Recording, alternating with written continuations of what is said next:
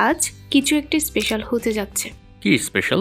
একদম ঘরোয়া গ্রাম বাংলার সেই চেনা স্বাদ কুচো চিংড়ির বড়া। কুচো চিংড়ি নামটা বিদগুড়ে হলেও খেতে কিন্তু বেশ ভালোই লাগে। ভিউয়ার্স, আমার বয়সে রান্না করবে আর আমি পাশে দাঁড়িয়ে ধারা বর্ণনা করব। তাহলে চলুন শুরু করি। প্রথমে বয়সা নিয়ে নিল পরিষ্কার করা কুচো চিংড়ি। এবার চিংড়িগুলো শিলপাটায় বেটে নেবে। আচ্ছা, এমনিতে কুচো, তার উপরে বাটা, থাকবে কিছু? হ্যাঁ, বাটলে বড়ার ভেতরটা একদম স্মুথ আর নরম হয়। ও আচ্ছা, এখন সে কেটে নিচ্ছে দুটো পেঁয়াজ। আচ্ছা, কুচি কুচি করে কাটছো যে? কুচি করেই কাটছি, যেন বড়ার বাইন্ডিং ঠিক হয় এবং ভেঙে না যায়। আচ্ছা আচ্ছা, ঠিক আছে, কাটো।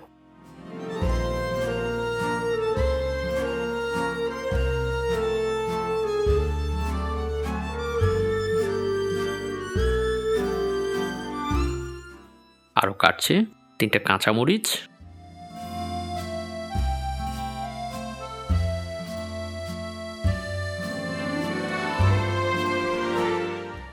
এবং ধনেপাতা। আমি এখানে চিংড়ি মাছগুলো কিছুটা আস্ত রেখেই বেটে নিয়েছি, একেবারে কিন্তু মিহি পেস্ট করিনি। কেন? এত কথা বলতে পারবো না, জানতে হলে শেষ অবধি দেখো।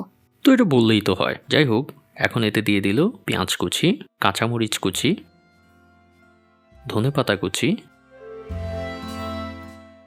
1 চা চামচ আদা বাটা, 1 চা চামচ রসুন বাটা, 1/2 চা চামচ হলুদের গুঁড়া, 1/2 চা চামচ জিরা গুঁড়া, 1/2 চা চামচ ধনিয়া গুঁড়া, স্বাদ অনুযায়ী লবণ, আর সব শেষে দিচ্ছে 2 টেবিল চামচ বেসন। আচ্ছা, এখানে বেসনের কাজটা কি?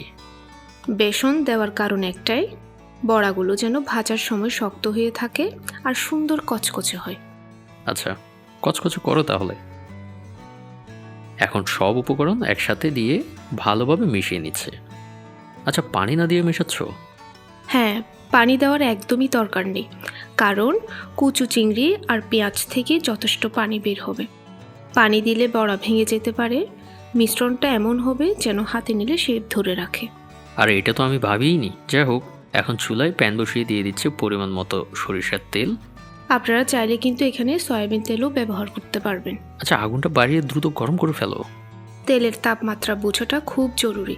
তেল বেশি ঠান্ডা হলে বড়ার তেল টানবে, আবার খুব বেশি গরম হলেও বাইরে পুড়ে যাবে, ভেতরে কাঁচা থাকবে। তাই এই সময় চুলার আঁচ থাকবে মিডিয়াম টু লো ফ্লেমে। তেলটা মাঝারি গরম হলো দেখছি। বয়সা হাতে ছোট ছোট করে চ্যাপটা শেপ করে বড়া ছেড়ে দিচ্ছে। আচ্ছা, গোল গোল করে শেপ দিলে কি হবে? চ্যাপটা দিচ্ছ? চ্যাপটা করে শেপ দিলে ভালো মতো ভাজা হবে এবং বড়াগুলো মুচমুচে হবে। কুচকুচে চিংড়ি মুচমুচে ভাজা, তাই তো? ভাজার সময় কিন্তু বারবার উল্টাবো না, এক পাশ ভালো মতো ভাজা হলে তারপর উল্টাবো। এক পাশটা হয়ে গেছে দেখছি। হ্যাঁ, আমি এবার সব বড়াগুলো একে একে উল্টিয়ে দিচ্ছি। এভাবেই কুচকুচে চিংড়ির বড়াগুলো হবে একদম মুচমুচে।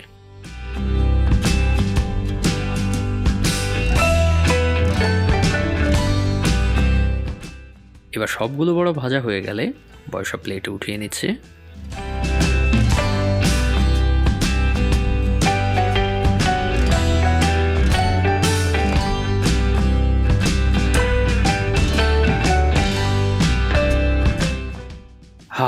আমাদের কুচো চিংড়ি বড়া একেবারে রেডি। আচ্ছা, এবার চিংড়ি কোটা করে রেখে দেওয়ার রহস্যটা বলো। চিংড়ি একেবারে মিহি পেস্ট করিনি, কারণ এতে বড়ার টেক্সচার ভালো পেলাম আর চিংড়ির আসল স্বাদটাও পাবো। আর বেশি মিহি করলে বড়া শক্ত বা রাবারি হয়ে যেতে পারে। ও বাবা, তাই নাকি? হ্যাঁ, বিকেলের নাস্তা অথবা গরম ভাত আর ডাল দিয়ে খেতে কি যে ভালো লাগে কি বলবো। একটার পর একটা খেতে ইচ্ছে করবে। ভিউয়ার্স, বয়সের শ্রমটুকুকে গুরুত্ব দিয়ে একটি লাইক দেবেন, ডেইলি ফ্লেভার্স চ্যানেলটি সাবস্ক্রাইব করে পরের ভিডিওটি দেখবেন। আমরা এই আশাটুকু করছি। আপনারা কুচো চিংড়ি বড়া কীভাবে খেতে পছন্দ করেন কমেন্টে জানাবেন। তাহলে আমি যাচ্ছি বইয়ের বানানো কুচো চিংড়ির বড়া খেতে। কথা হবে পরের রেসিপিতে। ততদিন আপনাদের সময়টা ভালো কাটুক, আনন্দে কাটুক। ধন্যবাদ।